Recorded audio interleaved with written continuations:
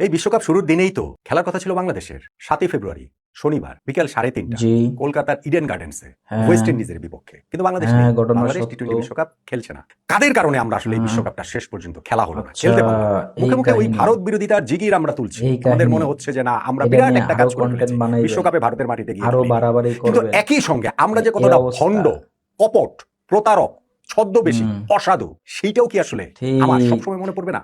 আচ্ছা নোমান ভাই, একটা প্রশ্নের উত্তর দেন তো। আপনি যেইগুলো এখন করতেছেন, এইগুলারে কি সাংবাদিকতা বলে?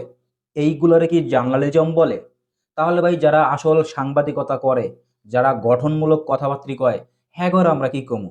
আমরা বুঝছি ভাই আপনি অনেক কষ্ট পাইছেন বাংলাদেশ বিশ্বকাপ খেলতে না যাওয়াতে, কারণ এই জায়গায় আপনার অনেকগুলা টপিক হচ্ছে মিস হয়ে গেছে, অনেকগুলো কন্টেন্ট আপনি বানাইতে পারবেন না, যেমন টার্নিং পয়েন্ট কি ছিল, বাংলাদেশের ম্যাচে আপনি হোল ম্যাচ লাইভ করা এবং প্রতিটা ছোট্ট ছোট্ট ইস্যু নিয়ে কন্টেন্ট বানানো, এগুলো আপনার বন্ধ হয়ে গেছে, এটা আমরা বুঝি। এটা আপনার কষ্টের জায়গা, কারণ আপনার ভিডিওতে আপনার এক্সপ্রেশন দেখলে এগুলো একবারে ক্লিয়ার, কারণ আপনি এই জায়গায় বাংলাদেশের প্লেয়ার যতটা বা বাংলাদেশের জনগণ যতটা খুশি হয়েছে, আপনি ততটাই বেজার হয়েছেন, আপনার ততটাই মন খারাপ হয়েছে। এগুলো আমরা সবই বুঝি, কিন্তু ভাই তারপরে তো একটা ইথিক্স আছে।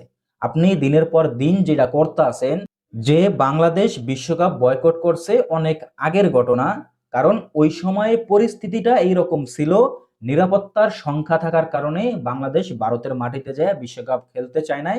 শেষ পর্যায়ে অনেক জল্পনা কল্পনার পরে বিশ্বকাপ বয়কট করা হয়েছে। এখন আপনি ঘুরিয়া ফিরিয়া প্রতিদিন প্রতিনিয়ত ওই জিনিসটা নিয়ে পড়ে আছেন। কারণ কি, যারা এটার পেছনে ছিল বিসিবি, বাংলাদেশ গভর্নমেন্ট, এরা বিশাল বড় ভুল করে লাইছে। এরা বাংলাদেশ ক্রিকেটারে ধ্বংস করে লাইতে আছে। এরা ব্যক্তি স্বার্থে, রাজনৈতিক স্বার্থে এরা কাজ করতে আছে ক্রিকেটারের সামনে নিয়ে। এগুলো আপনি এই একটা নেগেটিভ ন্যারেটিভ দাঁড় করাইতে চাইতে আছেন। সো ভাই এইটা কি লিগে আমরা বিশ্বকাপ বয়কট করছি, এরপরে বিপিএল গেল, আমরা আবার লিগ শুরু করছি, আবার লিগ খেলতাছি, বিসিবি আরো নতুন নতুন জিনিস চিন্তা ভাবনা করতেছে, আমাদের ক্রিকেটকে আরো ডেভেলপমেন্ট কিভাবে করা যায়, প্লেয়ারদের পারফরমেন্স কিভাবে বাড়ানো যায় এবং ক্রিকেটের স্কেল কিভাবে বাড়ানো যায়, এগুলো নিয়ে আমরা প্রতিনিয়ত সামনে আগাইতে আছে বিসিবি।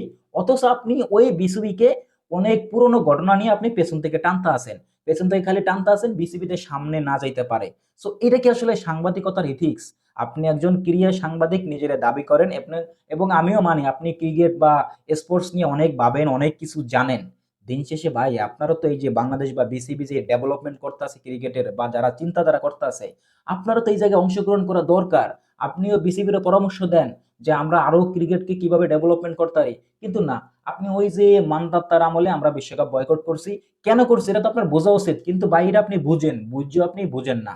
ওই যে আছে না যে আপনি কষ্ট পাইছেন, আপনার কন্টেন্টের টপিক গেছে গা, আপনি ওই শোককে এখন শক্তিতে রূপান্তর করছেন, রূপান্তর করিয়া ওই জিনিস লিয়ে খালি এখন বিসিবির খোঁচাইতে আছেন, বাংলাদেশ গভর্নমেন্টের খোঁচাইতে আছেন, কারণ দিন শেষে আপনার কন্টেন্ট লাগবো।